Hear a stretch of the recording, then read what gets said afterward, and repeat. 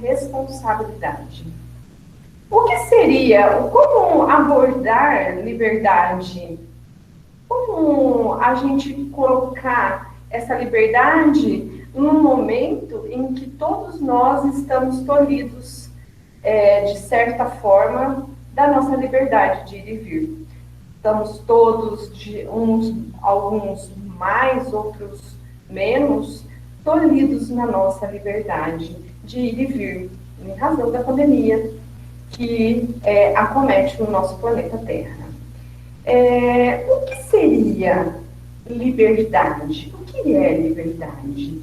O que é o direito à liberdade?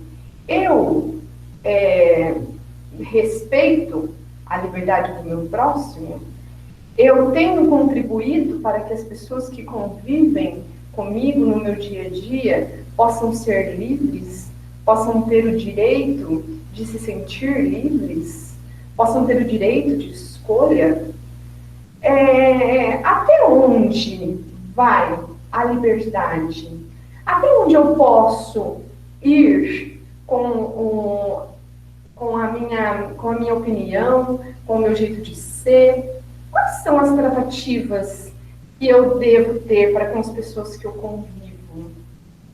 Então, vamos tentar entrar neste assunto para que a gente possa entender o que é liberdade, até onde eu devo ir, o que é essa liberdade de pensar, o que é essa liberdade de consciência, o que é a liberdade de tolir o meu semelhante num processo de escravidão, e o que é a liberdade para mim? Quando eu posso me considerar um ser liberto, que tem a liberdade? Quando é que essa liberdade vai chegar para mim? Será, gente, quando eu puder fazer tudo aquilo que eu quero, sem limite, sem freios, sem pensar no outro? Até onde vai o meu direito? Até onde começa o direito do outro? No entanto que liberdade é uma lei moral. E está na parte 3ª do Livro dos Espíritos, no capítulo 10, em que se trata de uma lei de liberdade, que é a lei de liberdade, a lei de consciência, a escravidão. Aí fala também sobre o livre-arbítrio e mais algumas outras coisas que a gente não vai adentrar aqui hoje. Sobre o livre-arbítrio, o Edson fez a sua contribuição há 2 domingos atrás e nos colocou o que seria o livre-arbítrio, certo? Hoje a gente vai ver sobre a lei de liberdade. O que é a liberdade? A liberdade é a condição em que o indivíduo não está submetido a nenhuma outra pessoa. Ele não está submetido a ninguém, ele tem a liberdade. Ele não deve submissão a ninguém. Ele tem a faculdade de agir conforme a sua vontade. E, utilizando o livre-arbítrio, poder fazer a escolha do que ele considera ser certo ou de fazer o certo ou de fazer o errado. É também o que é a liberdade? É a condição de uma pessoa não viver em cativeiro. É a condição da pessoa dela ter independência, dela ter a autonomia.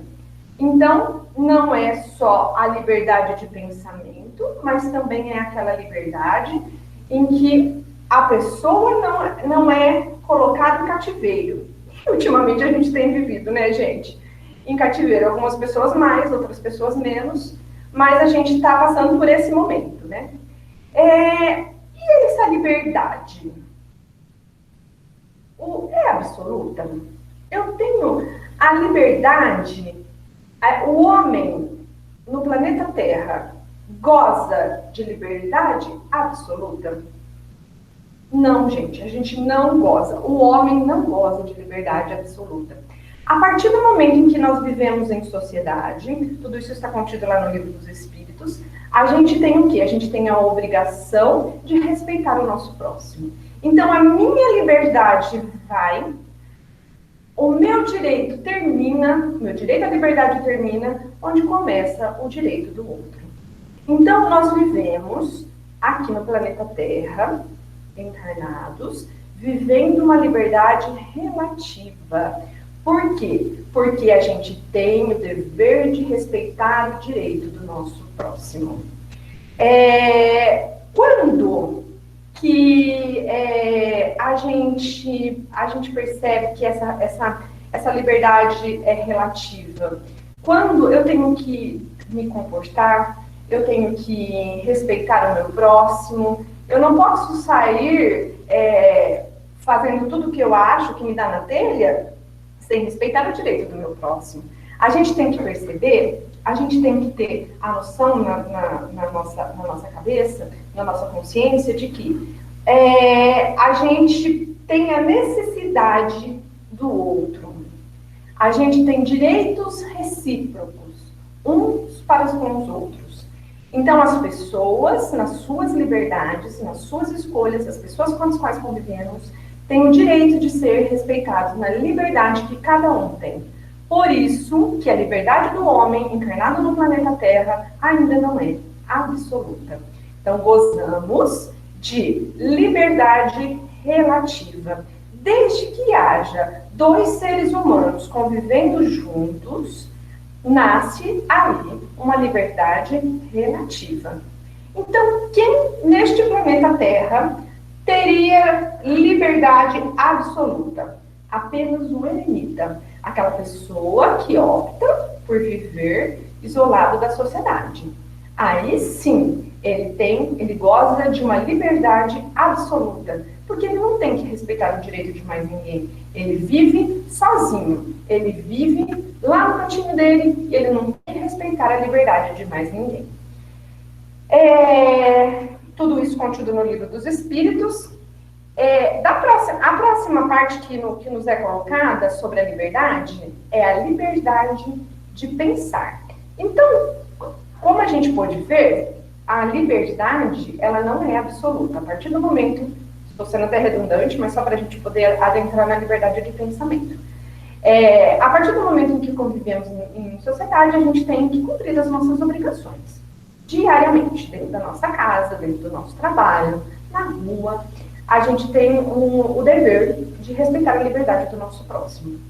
Quando é que o homem encarnado no planeta Terra goza de liberdade absoluta? Vocês acham que existe alguma liberdade que seja absoluta?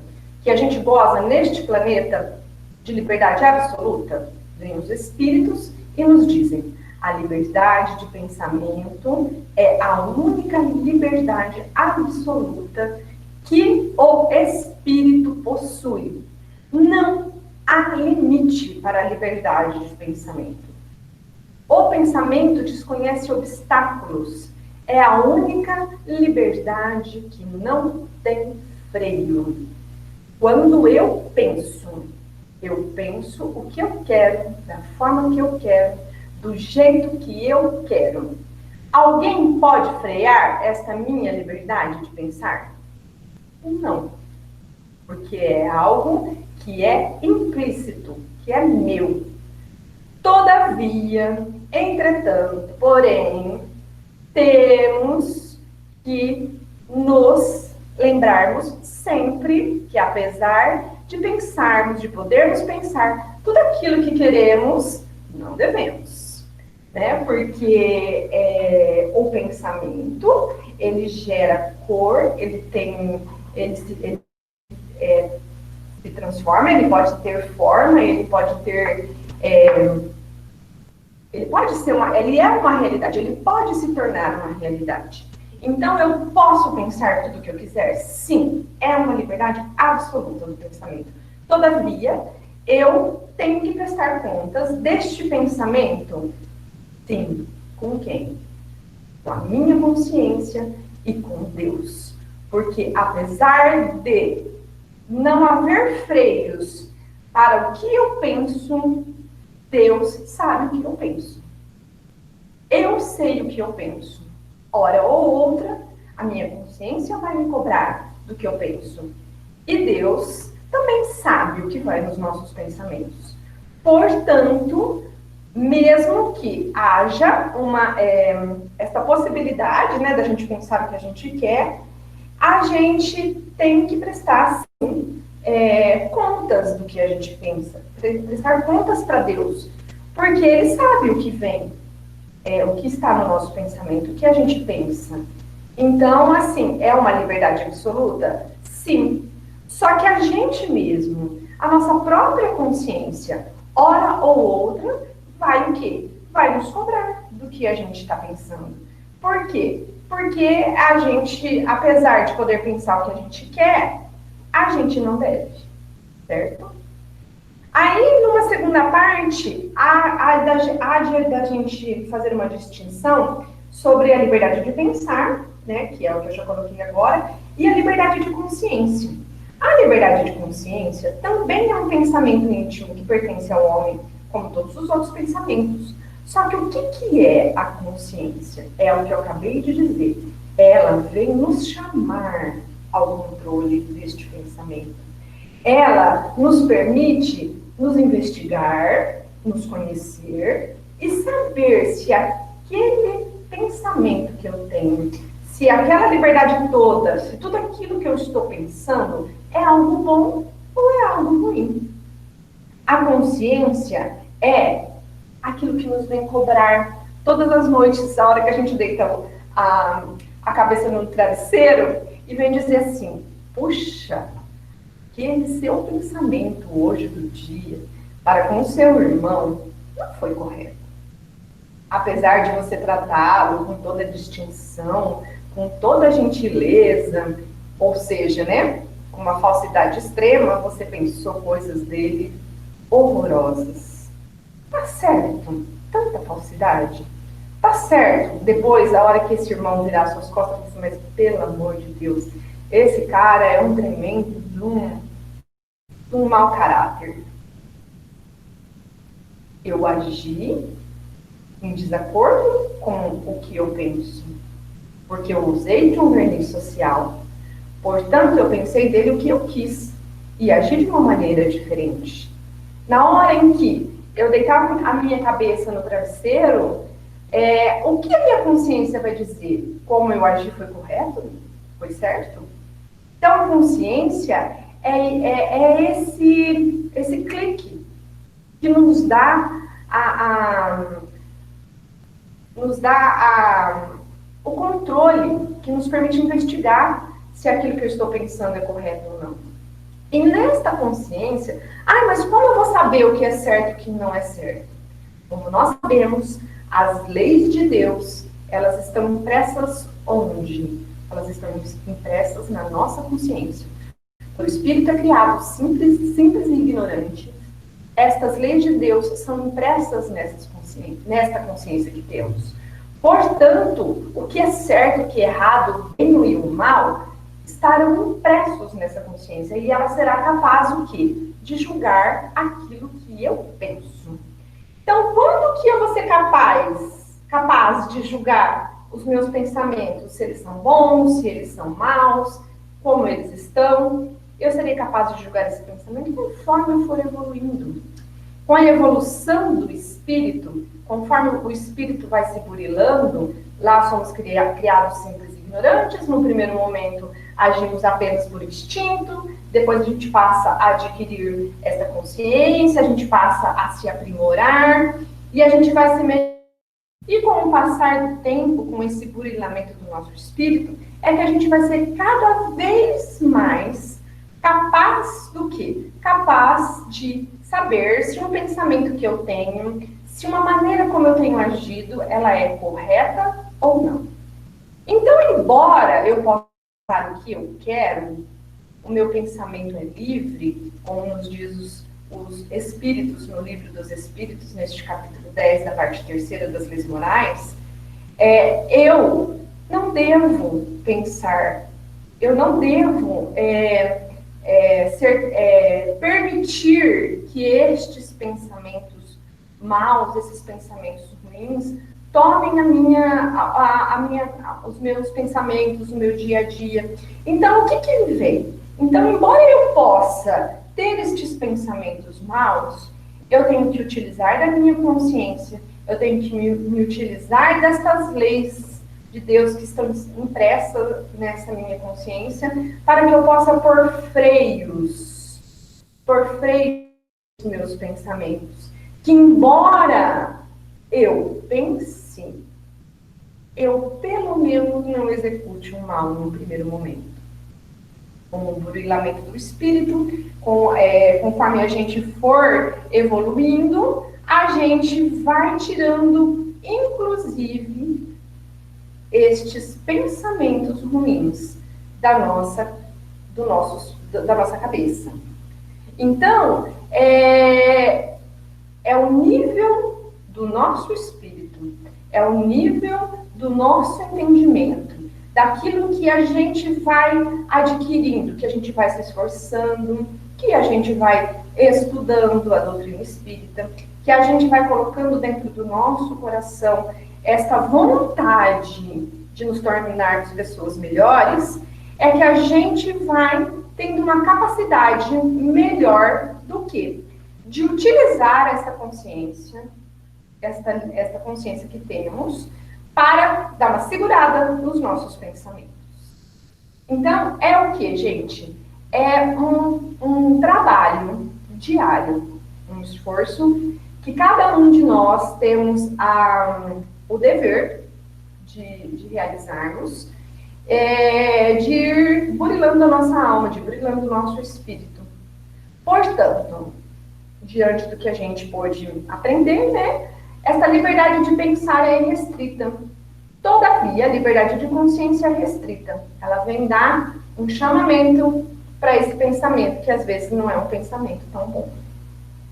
Outra parte da liberdade, em que é colocado neste capítulo 10 do Livro dos Espíritos, é sobre a escravidão. O Livro dos Espíritos foi lançado em 1857. Época em que ainda havia muita escravidão, né? Muitas pessoas eram tolhidas na sua liberdade de ir e vir, ou seja, as pessoas eram propriedade de outras pessoas. Para vocês terem uma ideia, né? Como eu disse, em 1857, no Brasil, a Lei Áurea foi assinada em 1888, e o ato de emancipação dos escravos nos Estados Unidos é de 1863. Então, quer dizer que em 1857, só peguei 2 países aqui da América, né, só para a gente ter uma ideia, tanto nos Estados Unidos quanto no Brasil, ainda havia escravidão. Então, hoje em dia, não existe mais tanto, mas ainda há. Então, o que é? A escravidão é quando há um abuso desta liberdade da pessoa de ir e vir. A pessoa, ela vira uma propriedade, ela não pode pensar, ela não pode ter as suas vontades satisfeitas, porque ela deve satisfação ao Senhor, né? Então, essas pessoas, elas são o quê? Elas são verdadeiros animais de braços e pernas, quando a escravidão é no sentido do trabalho. Porque, gente, também existe outros tipos de escravidões mais modernas. Vamos lá? Então, no primeiro momento, os escravos eram utilizados como realmente animais de braços e de pernas, né? Toda escravidão, é contrária à lei de Deus, mesmo que faça parte do costume de um povo. Sempre a escravidão é um mal. Sempre a pessoa que escraviza o outro, ela vai ser responsabilizada por esta escravidão. Ah, mas é cultura, não sei de qual país, escravizar as pessoas. Só que escravidão é algo errado, é um mal. É cultura deste país que as pessoas sejam escravizadas? Sim, é cultura. Deixou de ser um mal a escravidão? Não. Só que a pessoa que pratica a escravidão, ela está acostumada àquela escravidão por uma cultura. Então, ela vai ser responsabilizada por ter uma pessoa escrava em cativeiro, de acordo com o entendimento que ela tem. Para ela, ensinaram para ela que aquilo não é errado. que aquele jeito de escravizar a pessoa tá certo. Então ela cresceu culturalmente como se aquilo fosse certo. Diferentemente, se nós aqui, principalmente, né, do Ocidente, escravizarmos uma pessoa é diferente, porque a gente tem um conhecimento de que não pode. Então, cada um será responsabilizado de acordo com os seus conhecimentos. A cada um de acordo com o seu conhecimento. Só que é um mal? É um mal. Só que a pessoa que pratica, ela vai ser responsabilizada de acordo com aquilo que ela tem de entendimento. Todavia, gente, só fazendo um parênteses sobre escravidão cultural, ontem eu estava olhando a internet e lá no Zimbábue, ontem, um homem emprestou a esposa dele para o cunhado, porque ele estava com dificuldades financeiras, e ele emprestou, como o cunhado era sozinho, não era casado, emprestou-lhe uma soma de dinheiro para que ele pudesse pagar algumas despesas que ele tinha, e em contrapartida ele emprestou a mulher dele para o cunhado. Só que nesse caso, o sabichão, que é o escravizador da esposa, né, porque é cultural, é normal, tá? Ela não quis voltar, porque ela falou que a pessoa que pagou por ela, para que ela pudesse ser emprestada, era muito melhor do que o marido. Mas é um exemplo de uma escravidão cultural. É errado? Sim, gente. Porque sim, como vai emprestar a esposa? A esposa foi objetivo, né? Virou um objeto. Então, mas é o costume deles. E essa pessoa no Zimbábue, ainda existe esse tipo de coisa por lá. Então olha, ontem, hein, por um acaso, saiu isso ontem e eu pude exemplificar para vocês que ainda existe essa questão da escravidão, né, no mundo. Também ainda existe outras questões que as pessoas são tolhidas no seu direito de ir e vir, no seu direito de se vestir da maneira que melhor lhe condizer, que são as escravidões religiosas, as escravidões contra as mulheres, as esposas. A gente tem visto, ultimamente, tantos casos, né, de feminicídio, em que as mulheres viram que esses homens que cometem feminicídios, eles acham que a mulher é uma propriedade deles. Que a mulher é uma escrava sexual para fazer os trabalhos de casa e só, que ela não tem direito de mais nada. Então, existe ainda, pode não haver aqui essa escravidão para o trabalho forçado de algumas pessoas, para a utilização, né, de trabalho escravo, mas existe ainda muita escravidão religiosa, muita escravidão contra as mulheres, muitas escravidão de pais para filhos, que abusam destes filhos, no sentido de achar que esses filhos são propriedade deles, tolhem a liberdade dos filhos, fazem com que os filhos não tenham vontade própria. Então, nada mais é do que uma questão de escravidão, uma escravidão moderna. Então, que a gente possa analisar os nossos atos, que a gente possa analisar como eu tenho agido no meu dia a dia, para que a gente não caia nesses tipos de escravizador, né? Que não sejamos escravizadores das pessoas que estão ao nosso lado. Quando a gente escraviza uma pessoa, a gente tira a liberdade dela, a liberdade em todos os sentidos. A pessoa deixa de ser ela mesma e passa a viver de acordo com o que o escravizador lhe impõe. Então, nada mais é do que um tipo de tolir a liberdade do outro. Então, que estejamos muito ligados, né, nessa questão da escravização do nosso próximo.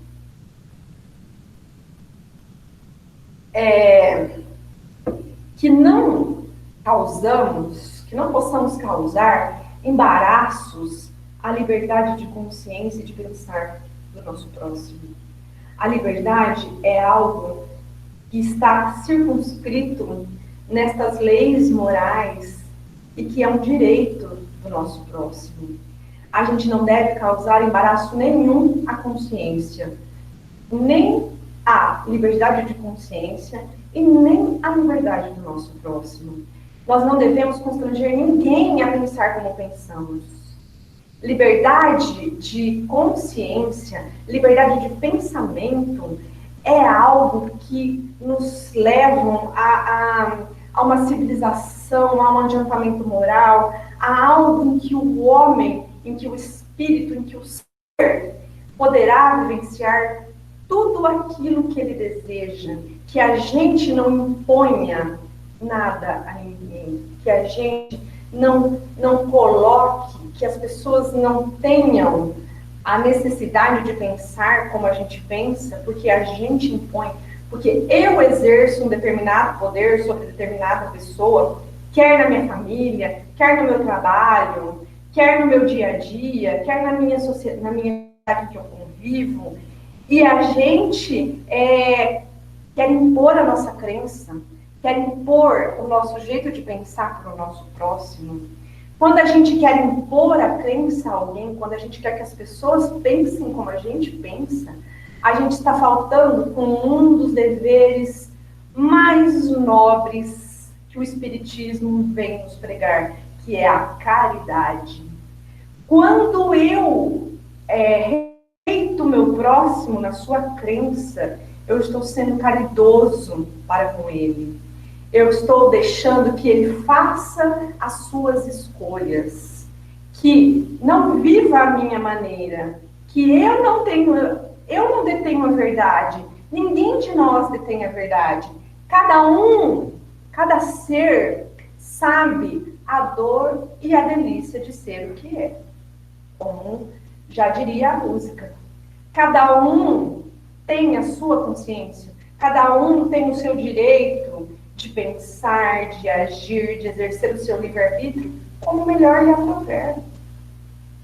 Que nós não sejamos pessoas que queiram impor a sua maneira de ser, de viver e de pensar. Que façamos um exame de consciência e que possamos ver nas nossas tratativas diárias, dentro da nossa família, com os nossos filhos, com os nossos maridos, esposas, com os nossos amigos de trabalho, com os nossos amigos de caminhada, com os nossos pais idosos, porque a gente chega num ponto em que a gente acha que o idoso, que os nossos pais idosos, eles não têm mais liberdade de pensamento e nem de consciência. E nós, os filhos, temos que resolver para eles como eles têm que viver, como eles têm que agir, porque a gente acha que o idoso não tem direito mais a essa liberdade de pensamento, essa liberdade de consciência. Que então a gente possa refletir onde eu estou infringindo a liberdade das pessoas que eu convivo. Aí você vai me dizer assim, mas meu filho é criança, o meu filho ainda não tem essa capacidade de ter essa liberdade, que a minha não me escute, porque o que ela mais queria era ter liberdade total, para não fazer nada daquilo que são as obrigações diárias de uma criança. Só que nós não podemos esquecer que a criança ainda não está desenvolvida para poder exercer todas as atividades de pensamento, de livre-arbítrio. Ela ainda necessita de rédeas, ela ainda necessita que a gente coloque ela no caminho. Ainda não é possível deixar uma criança em completa liberdade, porque o livre-arbítrio, a liberdade e a responsabilidade, elas caminham de acordo com o amadurecimento do espírito, e uma criança ainda não está amadurecida. Tá?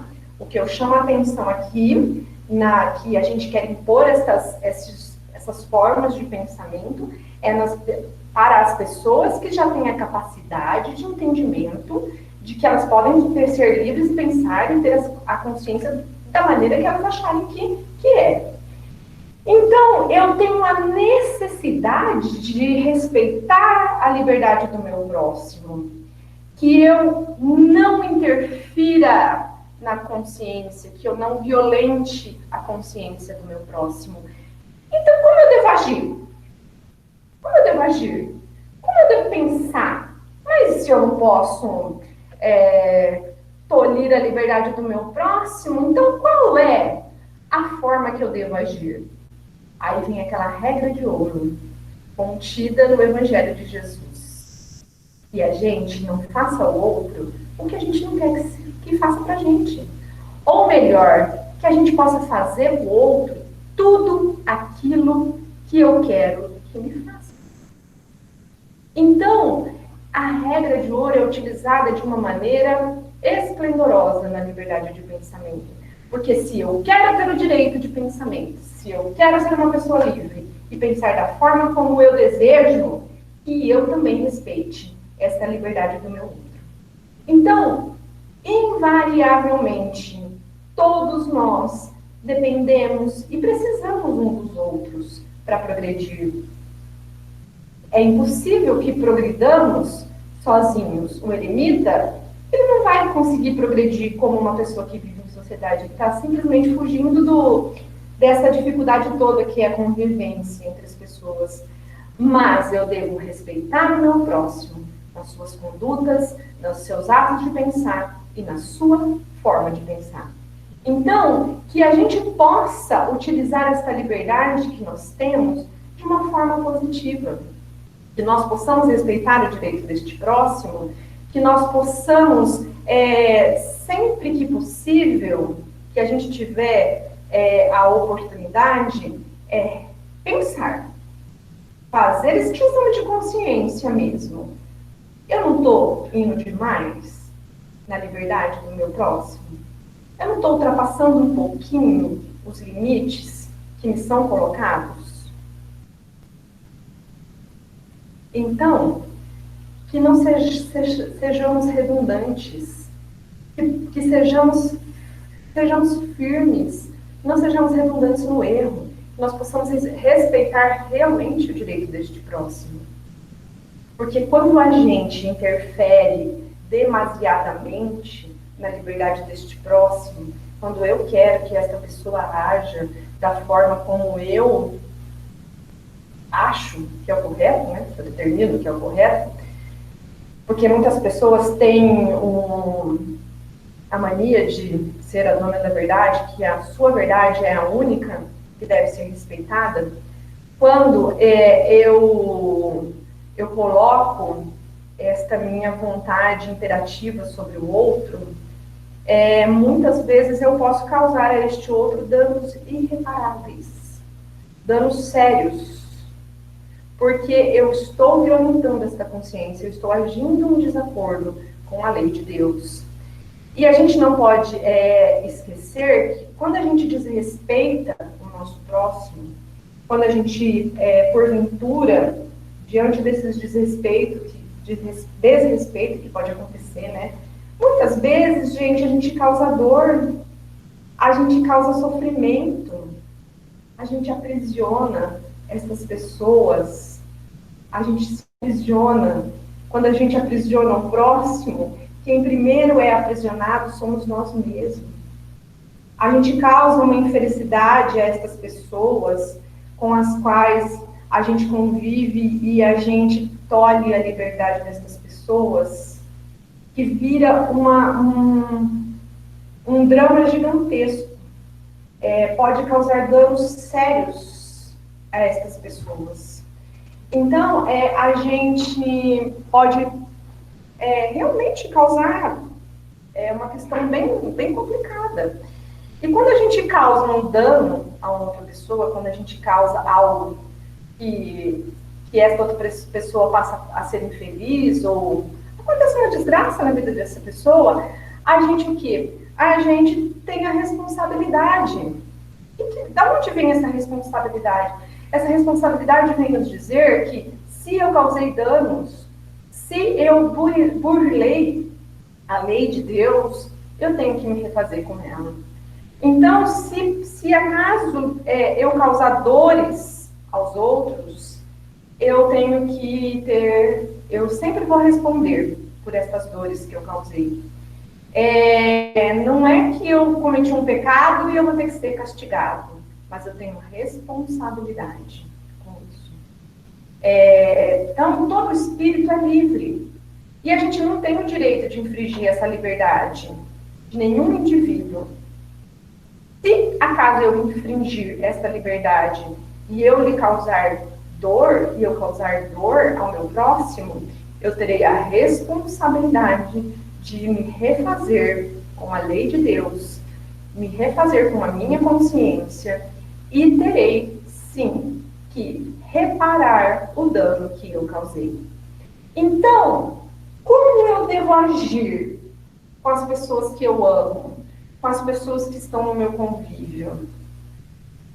Eu devo simplesmente deixar que elas agem da maneira como queiram e segue o jogo? Se eu estou vendo que aquela pessoa está ali em sofrimento pelas escolhas que ela fez, eu devo ajudar, auxiliar? Sim. Não só deve, não só pode, como deve, mas no sentido de instrução, no sentido de um auxílio com brandura, com aquela persuasão que Jesus nos ensinou.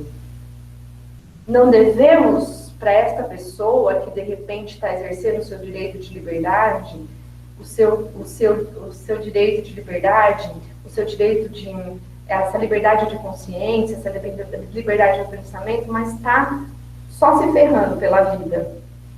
Eu não tenho que impor a essa pessoa a minha opinião.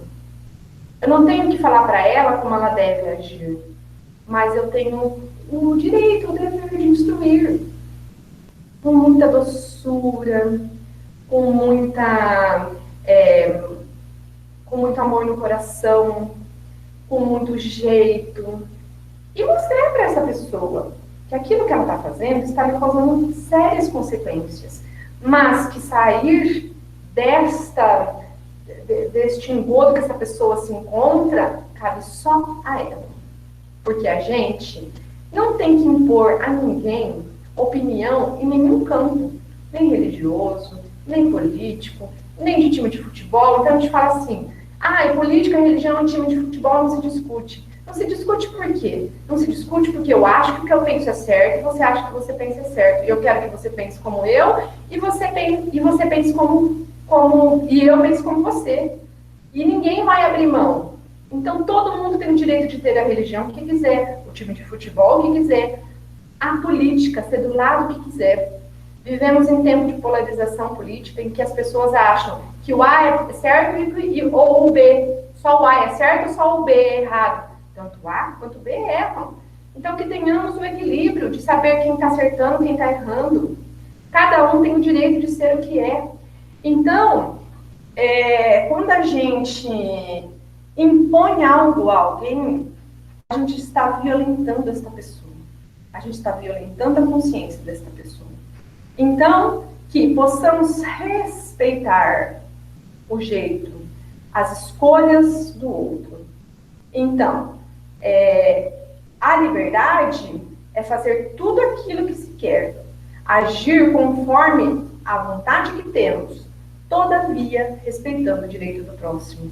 E quando formos fazer as nossas escolhas diante da liberdade que nós temos de fazer essa escolha, diante do livre-arbítrio que está dentro de nós, possamos lembrar que a gente pode fazer, que a gente pode escolher o que a gente quer. Porque, como diz Paulo aos Coríntios, né? Tudo me é lícito, mas nem tudo me convém. É saber que as nossas escolhas, é saber que aquilo que eu vou escolher para mim, eu tenho total liberdade de fazer. Todavia, me convém? Eu devo? Até onde eu posso ir? Então, essa responsabilidade criada com a liberdade que nós temos, ela vai se burilando conforme o espírito vai se melhorando. Quanto mais a gente vai evoluindo, mais responsabilidade eu tenho sobre as minhas escolhas. Então, é uma questão de crescimento espiritual. É uma questão de amadurecimento. Então, quanto mais eu for livre, quanto mais eu tiver possibilidades de agir como eu quero, mais conhecimento eu vou ter de que eu tenho que saber o que me convém, não é só eu ir escolhendo a torto e direito, mas que toda escolha que eu fizer, eu tenho responsabilidade sobre esta escolha. Outro ponto, e para terminar, o que ainda nos tolhe a liberdade? Aquela liberdade que é a do espírito, aquela liberdade que é a nossa. O que ainda é um grande empecilho para a nossa liberdade, para a liberdade do nosso espírito? O que nos prende ainda a essa infelicidade, a essa sensação de que não somos libertos, porque realmente não somos, é que ainda nós somos muito apegados à matéria. Quanto mais apegados à matéria formos, menos liberdade nós temos. Porque para que a gente possa ser livre verdadeiramente, gozar desta liberdade plena que Deus nos colocou, com parcimônia, ou seja, com muita responsabilidade, nós temos que pensar que a gente tem que deixar cada vez mais estas paixões que nos prendem ainda aqui neste planeta. Jesus nos disse: conheça a verdade e a verdade nos libertará. O que Jesus quis dizer? Jesus quis dizer que a verdadeira felicidade não é deste mundo. O que nos fará felizes verdadeiramente é o cumprimento das leis de Deus, deixando para trás todos os vícios, tanto os vícios físicos, quanto aqueles morais, intelectuais, que a gente for deixando para trás, que a gente for burilando o nosso espírito, mais livre a gente será. Por isso, a verdade, que a nossa verdadeira felicidade não é deste mundo, vai nos libertar. Porque cada vez mais estaremos livres das nossas vaidades, dos nossos ódios, da nossa avareza, do nosso ciúmes, do nosso rancor, da nossa inveja, da nossa preguiça, da nossa ignorância, luxúria, fraqueza, angústia, ansiedade, drogas, álcool, medo. Tudo isso nos faz homens e espíritos cativos. Quanto mais eu vou mudando os meus valores e deixando para trás todos esses vícios, essas vicissitudes que me deixam presas, eu vou me tornando um homem mais liberto. E com a liberdade plena do meu espírito, deixando para trás todos esses valores do homem velho, eu vou me tornando um homem novo. Eu vou mudando a minha atitude, eu vou construindo a minha reforma íntima para dar valor realmente àquilo que interessa, aquilo que não é deste mundo e que nos deixa ainda tão cativos, nos deixa ainda tão presos nesta ordem. Então, que possamos mudar as nossas atitudes, mudar os nossos valores, para que sejamos homens verdadeiramente livres. E o que é ser livre? Ser livre é ser feliz. O que é ser feliz? Feliz é quando poderemos saber que estamos cumprindo todas as leis de Deus, porque a infelicidade é quando a gente não cumpre a lei de Deus. E quando a gente cumpre a lei de Deus, a gente entende que a verdadeira felicidade não é deste mundo. A gente conhece a verdadeira verdade, a verdade do Espírito, a verdade que liberta, a verdade que nos fará deixar para trás tudo isso que nos deixa tão preso, tão cativo. Então, que a nossa liberdade, a liberdade que a gente tanto anseia, será aquela em que poderemos deixar para trás todas as paixões, todas as mazelas deste mundo, nos burilando, mudando, fazendo a nossa reforma íntima, utilizando a nossa liberdade de consciência para frear os nossos pensamentos e as nossas atitudes erradas, para que a gente possa realmente se tornar um homem livre. E que, em contrapartida também, não nos esqueçamos, sejamos pessoas que respeitem a liberdade do outro, dentro da minha casa, do meu trabalho e da minha vida. Porque é direito do outro ser como é. E a mim só cabe, enquanto esposa, enquanto mãe, enquanto filho, de repente, colocar para essa pessoa algo de maneira boa, de maneira mansa, de maneira pacífica, persuasivamente, sem violência, e entendendo que cada coração está num nível e grau de evolução, e que saibamos respeitar isso. É isso, meus queridos. Muito obrigada. Perguntas, estou à disposição.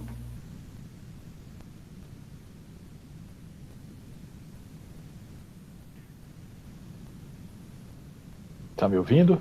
Sim. Adriana Simões faz a seguinte pergunta: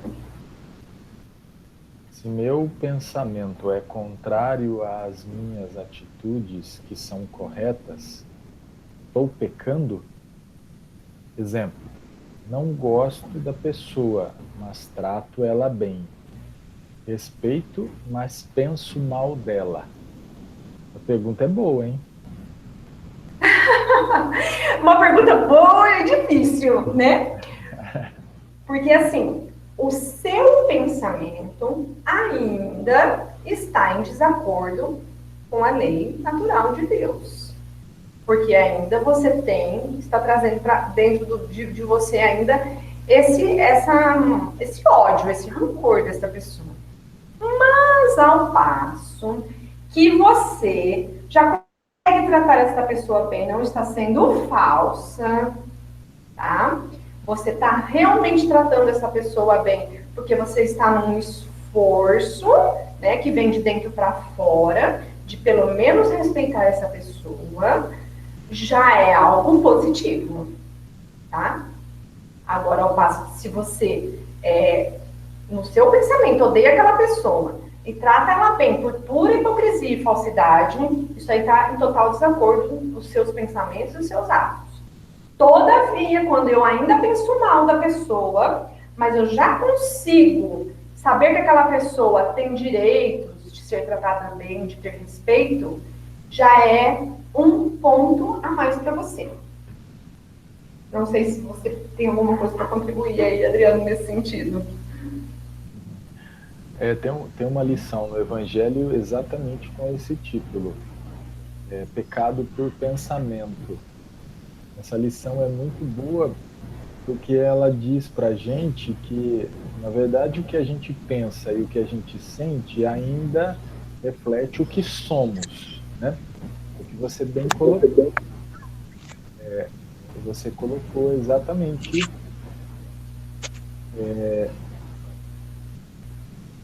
o que eu sinto, o que eu penso, reflete o que eu ainda sou. Inclusive os espíritos, né, Kardec divide a humanidade em 3 situações diante do sentir e do pensar, que é o que você colocou. Se eu sinto, mas eu me esforço para educar esse sentimento, exatamente a primeira situação que você colocou, eu já estou caminhando, eu já estou, né, no meio do caminho. Eu ainda sou, a minha natureza ainda reflete sentimentos contrários à lei de Deus, mas eu já tenho consciência de que esses sentimentos não são corretos. E eu aí me esforço. Aí não existe só a educação do mundo, já existe um esforço íntimo no sentido de se melhorar, de se tornar uma pessoa melhor. Esse já está no meio do caminho. Agora, aquele que sente, se compraz nesse sentimento e não faz nada, às vezes age só por educação, apenas educação do mundo, mas ainda, se tiver oportunidade, faz o mal para a pessoa, esse está no começo da jornada, esse ainda se entrega. Agora, tem aquele que nem pensa, né? Aquele que nem pensa mal, nem sente o mal das pessoas, esse já está com todo o caminho trilhado. São essas 3 divisões aí que Kardec e os espíritos nos apresentam. Eu podia contribuir um pouquinho nessa lição aí? Eu acho que tudo vai depender da intenção.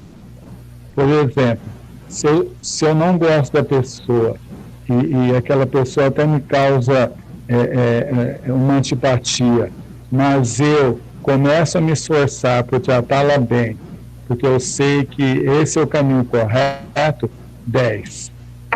Agora, se eu faço isso como uma vendedora de boutique que fala que a roupa tá boa quando tá ruim só para vender a roupa, quer dizer, se minhas intenções e meus objetivos forem egoísticos, aí não vale nada aquela minha fala, porque vai estar demonstrando pior ainda, que eu estou sendo hipócrita para ganhar uma situação egoísta. Então vai tudo da intenção, na minha visão.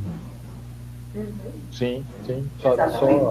Só está sendo educada porque tem um interesse por trás, né? Exatamente.